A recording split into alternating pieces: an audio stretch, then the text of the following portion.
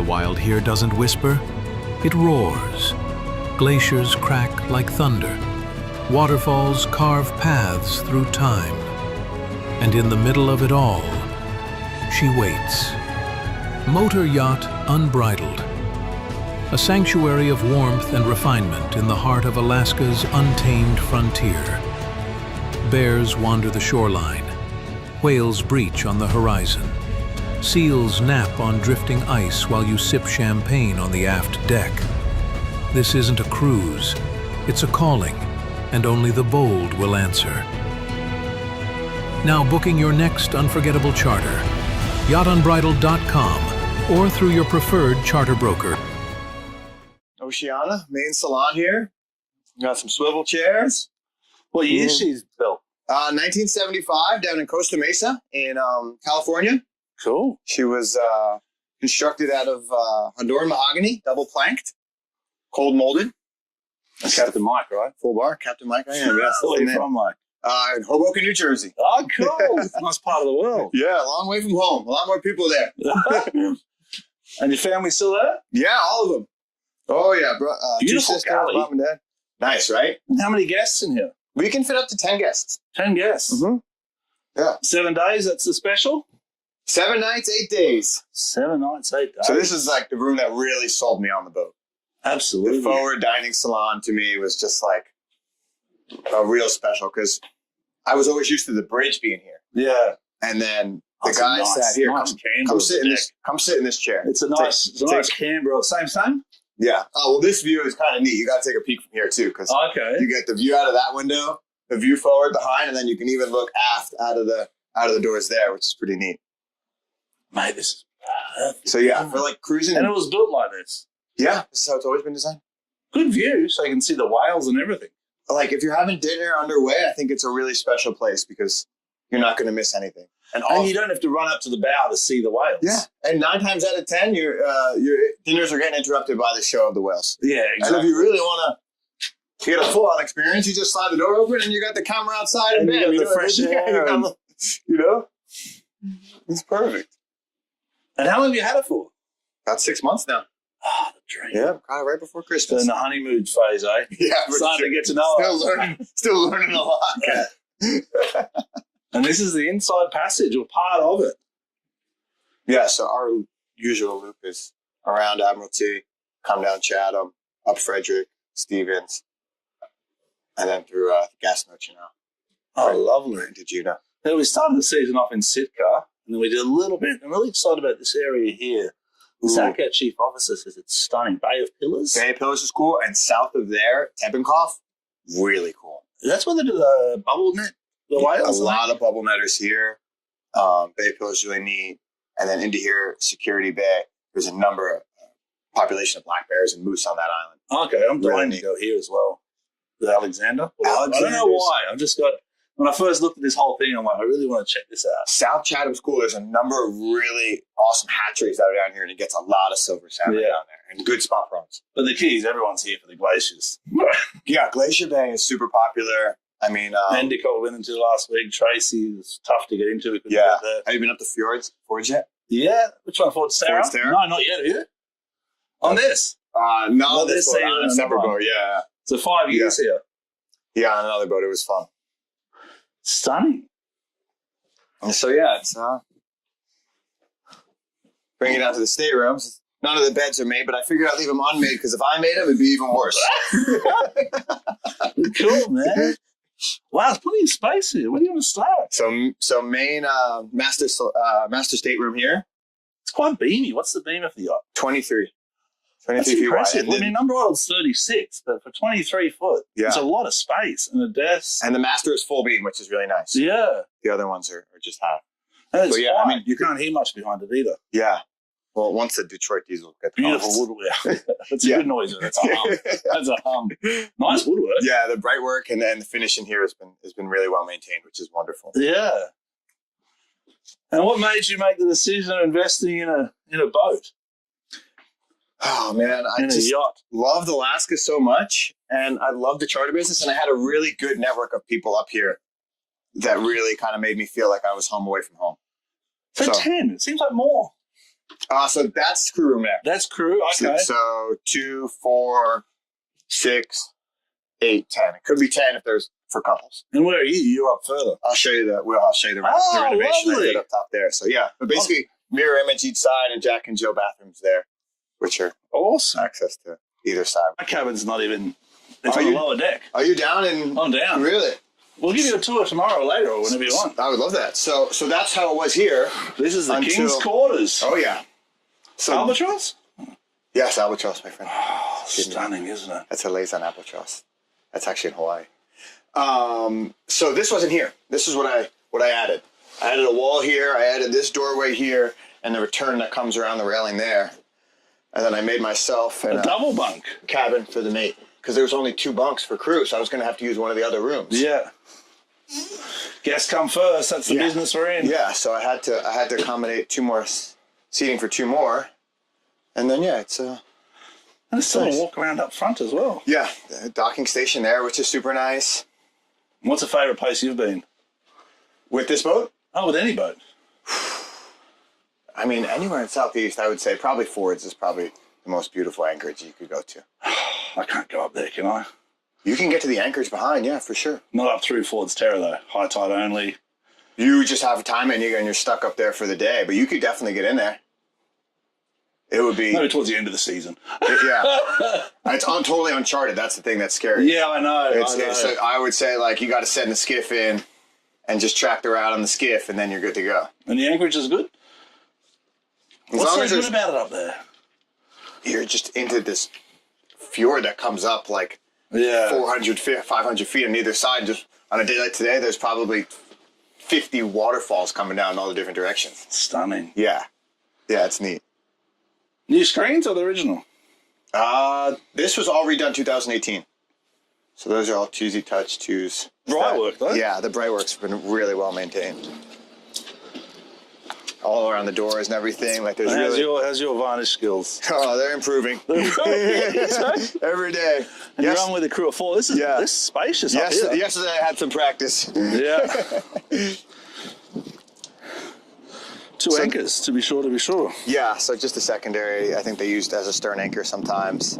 So this pulpit used to extend 20 feet. Yeah. And they used to harpoon the swordfish off the boat. You're kidding. That's what the crow's nest was originally designed for. Up there? So they would have the captain up there kind of spotting and searching. Then they'd have a guy on this thing who was 3 times as long, 4 times as long. And where did they do that out of? That was out of Southern California.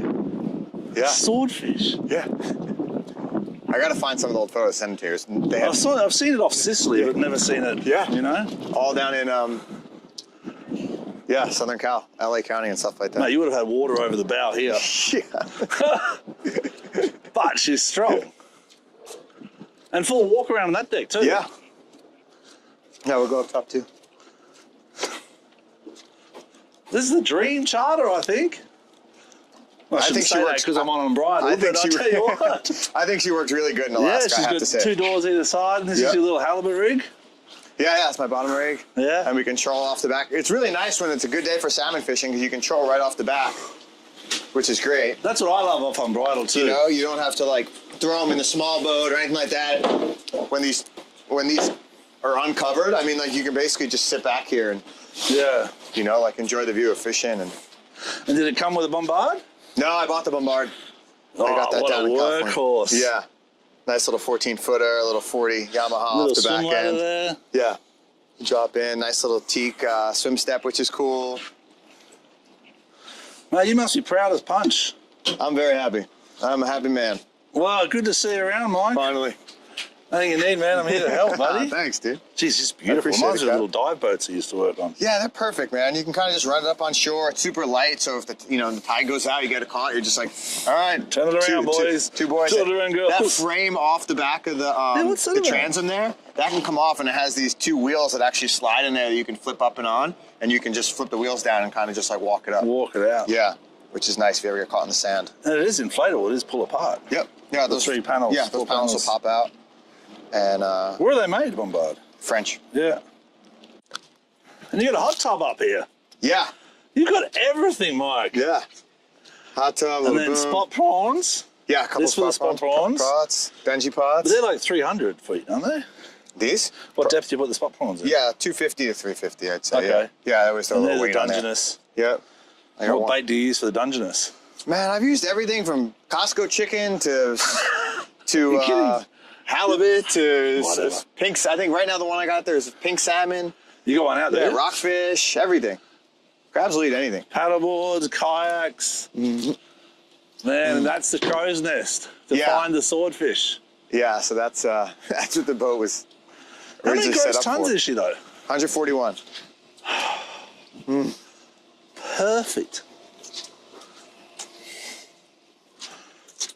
And when did you come up with this vision and the dream? Working on the previous boat that I had down here, and I kind of spoke with the owner on that one and told him about it. And he was like, he's actually the one that told me about this boat.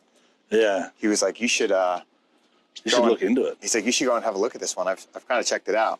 And he's the one that turned me on to it. That's a good kit. It's good, Nick. And, Solid. he kind of gave me his blessing, and I went down and looked at it, and next thing you know, I had an offer in. Then you call your parents and you're like, well, the adventure continues. They're like, I'm "We not really coming like-" home this they're summer. like, we really like Alaska. I'm like, well, that's good, guys, because you're definitely going to be going back. Yeah, exactly. Oh, nice. What's in the storage up there? Life jackets or? I have just some extras? fishing Oh, rods. I perfect. got some lines. I got some propane. Bit of everything. Yeah, a little bit of everything. Yeah, those are some nice storage containers up there. Quite long, which is good. I had the surfboard up there for a little while. Oh, proud as punch, man. Yeah. Well, so far you're the highlight of my summer. Ah, man, And we've that's- caught salmon, we've caught fish and all that, mate. But to see someone with a boat have so much pride and keep it in such a good condition, Yeah, that's the goal. It's my baby, man. I've definitely. this is storage here too. Yeah, so this is cool. This is the bosun locker here. Oh, the boys would love that. Yeah, so we got a little bit of everything down there. Nice and handy. And then the one thing that it doesn't have on the inside is a freezer. So I got 2 deep freezers. For the fish, for the bait and the Yeah. halibut. That's a good spring. So yeah, Well, you got to. And then one on There's the no other- supermarkets out there, is there? one on the other side there too. So I love the hot tub idea. yeah, it didn't come with this. I brought this down in California and just boomed it up, which is great. But this fits everything up here. I usually put the tender up top, but I've kind of just left it in the water to zip Oh, around. you still got the crane. Yeah, More that- storage under that works here. there. Yeah, these are great. These Just add people. These used to be downstairs, and I kind of just boomed them up here. They used to be in the corners there because they used to have a table in the middle, but And what's this one? put the couches. This is a control station for aft. Again. Yeah, These have got more features than Unbridled. You know? if I can get it open. Yeah, a little micro command station right To there. back it up for the So fish. Yeah, so if you want to back up onto a crab pod or fish in or put in the dock aft, you're good. Oh, man. And It how has can people... this station. It has a station up top. It has the front Front of the station bridge, and in has the the bridge, bridge. and then it also had a port on the bow that had a remote control station from, but I can't find the remote control. I don't trust remote controls anyway. I've used one on one yacht at 112, and I was just, ever since I used it, I'm like, I could easily just trip here. Just time out, right? Yeah, if I trip or the battery goes out, it's going to keep going, Man, welcome to Ock Bay. And Fritz Cove's your favourite? Fritz Cove is definitely a highlight of Juneau, I have to say. Yeah. It's cool over there. It has the silty water, and it's just quiet. You can catch salmon, you can catch The crabs, eagles. catch halibut. I saw a black bear over here on my little hike in the morning. Oh, no kidding, coming up by the river over there? No, I went all the way around the lake. And around the lake in the morning, like 6 o'clock, I was walking. I was talking to my wife on the phone, and then there was this black bear like 30 yards ahead of me, and my wife's like, "Stop!" I'm like, "Oh!" And my kids are like, "Remember, Dad? Black, fight back. Brown, lay down. White." Good night. Good night. That's it. That's it, Probably. mate. What? Good night. And my kids are telling me, I was on a phone call. I'm like, I don't know, mate. I like to say, I want the picture, though. I want the picture. Like, Dad, don't take the picture. So it was cool, though. They're here, definitely. Oh, yeah. Yeah, I met a couple friends and a girl that kind of got me into yachting. And then that was 2000, just after COVID, like 2020, 2021. Into the white boat. Yeah. cool. Yeah. And how was that? It was a big transition. I thought I was going to just take off running, but I was learning the hard way quite often. Did you go Fort Lauderdale? What did you do? Yeah, I went down to Fort Lauderdale, did the whole MPT. From New Jersey, Yeah. you're like, I've got this, and you drove, look around. drove the Jeep Wrangler from New Jersey cool. to Fort Lauderdale. Your own one, that's a long enough trip. Barely made it, but finally got there. And then, took all the classes and signed up. And, MPT. yep. They're the best down there, aren't they? They were very helpful. I have to say, the woman in the office herself, she just gave me the checklist of what to do and just gave me follow instruction orders. Yeah. And before I knew it, I had everything I needed then to. You got your 6-pack, and then you did SCW, then you did the... Oh yeah, I went back and did my 100-ton there, and I didn't do my 200-ton there, but I did my 100-ton there, and it was very simple. I mean, they were great. Helped me with the place to stay, helped me with all that sort of stuff, where to get my doctors, ENG1, all that sort of stuff. So it was great. And then you went and got your 200-ton, or what do you got now? Yeah, I have 200. Cool. Yeah, I did the 200-ton upgrade maybe about a year and a half, 2 years after having the 100-ton, because the other boat that I worked on up here was qualified, so it was great. So I used all my hours on that. Yeah, well, you're going to get on your sea time here now. Oh, man. Now I get to sign off on it myself, though. Yeah, exactly. I got to redo. Oh, cool. But yeah, it was... What's the biggest challenge you've found now? Now you're kind of on the other side of things. You're a yacht owner now. Probably... And a captain, owner-operator. Is that normal up here? Or? Yeah. Alaska is a very common place where you have an owner-operator sort of business. There's probably 4 or 5 other boats that I know of, at least, in this size. With this size. Size? Yeah, this size. Yeah, within the 100, 200 range. 10 passengers. I spoke to a gentleman the other day from Yellowfin Adventures or something. Yellowfin. It's an old 1945 vessel. Okay. And he runs out of BC. Okay. He's been doing it for years. He works for Cooks and Tours. Okay. It's not Swell, is it? His name? No, the boat.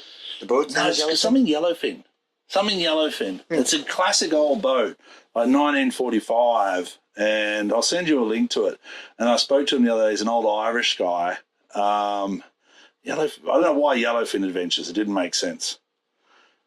And he does charters like 12 a year. But I think you'd love speaking to him because it was quite like the stories he had. He's been doing it for like 25 years up here, out of just BC, up and down BC. And he does it for National Geographic and some big companies. Cool, now. Photographer trips and stuff like that. Yeah, and he really is just so passionate about these waters. And that's what I'm finding when I come up here. I see these owner-operators going, this is just heaven. It is. You really have like the opportunity to kind of do whatever you want within a certain realm of time and, rules according to, Forest Service and stuff like that. But there's a lot of permitting required and there's a lot of paperwork and there's a lot of... Yeah, but as long as you go out and you do your due diligence to get the paperwork in the right time, like they're pretty much, and they see that you're trying to do the right thing, like they're like, yeah, just go ahead, do the right thing out there. Yeah. But I'm trying to think, the toughest thing is geez. Because you made a commitment to buy it and you went through the survey and then you got the survey list. Because I've seen it on big scales with yachts a lot, and worked with owners and transitions and brokers. That was stressful. Don't talk about it. That was stressful, man. Don't talk about it, Liam. That was a lot more. That was a lot of sleepless nights. Yeah, I'm sure. And where did you get it? Down in Seattle way? Yeah, no, I purchased it it was in Seal Beach, right outside of Long Beach, California. Lovely. Yeah, the 2 guys were 2 brothers, and they couldn't have been more helpful. A long run.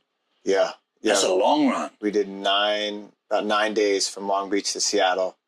Spent another 9 days in Seattle and then another 8 days up What here. time of year did you do? April or May? We left April 22nd. Oh. Yeah. There's a little lull then, I remember. The best, you're kind of in it when the best day conditions are like 6 foot. Yeah. You're like, 6 foot isn't so bad. Yeah, exactly. I kind of like it. Yeah. And what do you use? Like wind finder or do you use windy? Yeah, I was using windy. Yeah, I was using windy. I was using NOAA. Yeah. Yeah, probably windy and NOAA were probably most 2 used. But the West Coast is quite unpredictable, isn't it, weather-wise? It was changing so much every day, but it was like, as long as I found that the wind was under 15 knots, I felt comfortable enough to look at the long period. And I would also look at the buoys. I want to go on surfline.com and look at the buoy forecasts, because they have like really good, accurate buoy, up-to-date forecasting and stuff like that. And if the buoys are going up and down out there, that it's sure to hit on the inside pretty soon. Yeah. Well, so buoy forecast, and then just look for like a little timing in the wind. And you've got a couple of spots you could pull in, but not that many. Even when you leave San Francisco, you're like, and you don't want to stop either, do you? Like, no, you don't. That's the thing. That time. Yeah. You wait for the next window. Because on bridal, we had the challenge. Yeah, if you come in, then it's going to cost you a whole, it's a whole extra day to come in.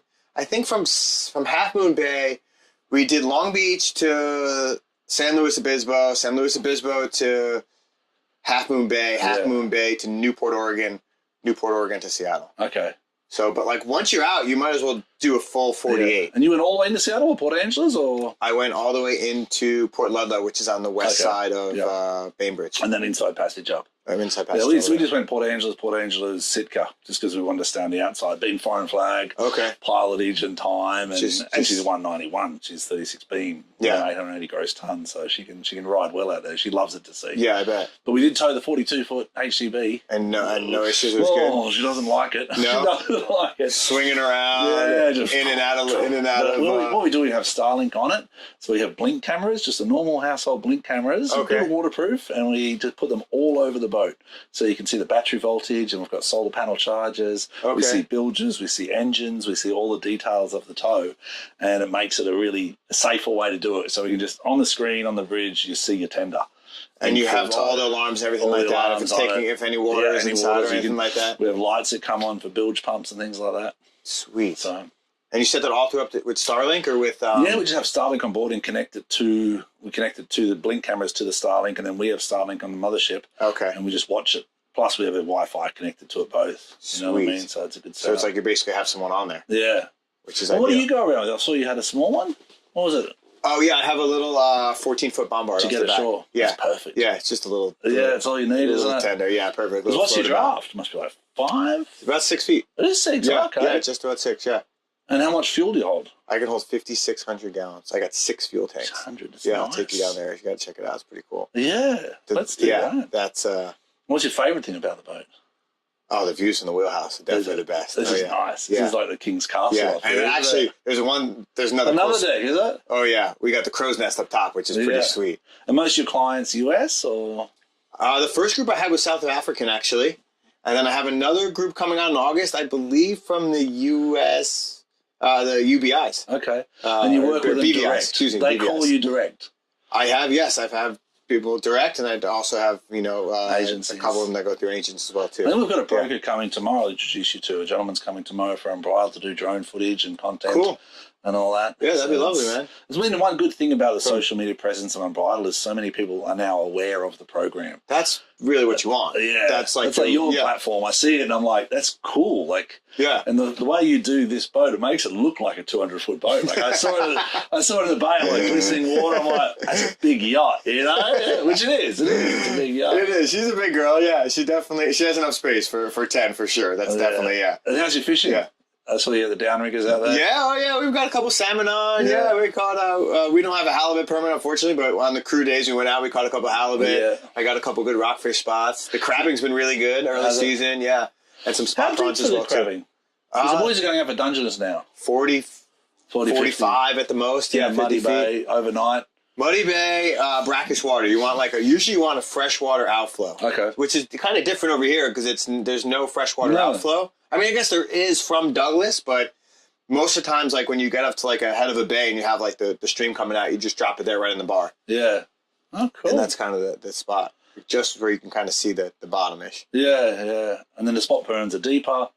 And then the halibut 80 to 300 or something. Or... Yeah, you can. Yeah, I mean, once the salmon are in August and September, any anchorage you're at that's like over 60 feet, you can drop to the bottom and there'll be resident halibut in there just waiting for pink salmon. What they eat salmon, eh? Oh yeah, pink salmon. Wow. Pink salmon is the best bait you'll get for halibut. Okay, I didn't know that. Yeah. And when do they start running? Pink salmon will be probably second, third week of July. Yeah. I haven't seen any yet. These have all been all the chums. See the chums jumping over there and everything. The king and the chum. Yeah. They shut down the kings now though. Yeah, I saw that. Yeah. An emergency order. Yeah. That's what's, I don't know, to me, honestly, I've been all over the world and I love fishing. That's why I started fishing and diving and, spearfishing. America is one of the greatest fisheries in the world. You protect it. You very managed. fight for it. Managed very well. From East Coast to striped bass seasons. Yes, totally. South, yeah, absolutely. It's like, people say it's overfished. Yes, it's overfished, but you've still got commercial fishermen here making a living, where in other countries you don't have that anymore. Yeah. You've got no fish, and then you've got Japanese trawlers. So America's like, no, we've got fish, we want to keep it, and we understand why, because it's a balance. You got to have recreational, you got to have commercial. Absolutely. The management of the resources is vital for for tourism, for the locals, for the rest of the country. And in those permits that you're talking about with going ashore with clients, is for us, we're limited to the high tide mark, which still gives you plenty of spaces to go. But it's important that people understand the national forestry. So a lot of clients say, we want to go over here. Well, it doesn't work like that. Plus, there's risks. Yeah. This is bear country. There's a huge risk going anywhere up on those bear trails, but I always find there's so much more to see below the high tide line than there is even above. I think so. I mean, like once the tide drops out and you can find these big sunflower stars with 36 arms off of them, and you can see the big, you can find little tiny octopuses and stuff like that. What's the shell you've got? Is it called a basket cockle? I don't know if they eat them here. There's this big round shell that I saw in the shallows here. A bunch of gooey ducks. Geoducks is more elongated, isn't it? Yeah, it's like a clam with like the tube off of it. Almost like a scallop, but smaller. But it's like, I think it's a basket cockle. And I was like, man, it's alive. Like just walking on low tide, you see all the different species of life. It's not like spurring out the water, it's is dead. it? The shells are dead. So the fish are getting them, or the eagles are getting them, or someone's getting them. I'll show you on the boat. It looks like a scallop almost, right? It has like the lines that come across it. Yeah. They're scallops. It is a scallop. Scallops, I haven't seen any in the store or anyone fishing for them, but I was like, there's scallops here. Yeah, they're definitely, That's what really surprised me, because that's almost like a beach, Yeah, there's scallops. They have, there's actually a fishery up here for, what the heck are they called? There's like these red-horned, oh man. The name's escaping me right now. They sell them over in the Chinese market. They go down with these big like power wash like compressors, and they put the wand down into the water, and they kind of like underwater on the bottom, and like a muddy bottom. The divers go down with this big long like power washing kind of hose, and they put them up. Sea cucumbers. Oh wow! Yeah, there's big fisheries here. Yeah, there's a big sea cucumber fishery. Yeah, I have abalone shell that I found downstairs. Yeah, there's abalone here. Scallops, oysters, spot prawns. You just don't have the lobsters. No lobsters. That's strange, isn't it? It's a perfect temperature, really. You would think, right? I guess it's just a crabs world up here. Yeah, the crabs is gone nuts. Take it over. We got our two hands. Dungeons, your little fancy pail. Dungeons and tanners and king crab. Yeah, there's plenty of crab. You got 4 species of king crab. I saw the different 4 different types of the king crab. Red, black, blue, and gold. Spider or something. Yeah, something like that. Yeah, I remember there was another one. But let's go check out the rest of the boat. You can catch king crab right off the dock here. Really? Oh yeah. No. Wasn't it? I mean, the boys are...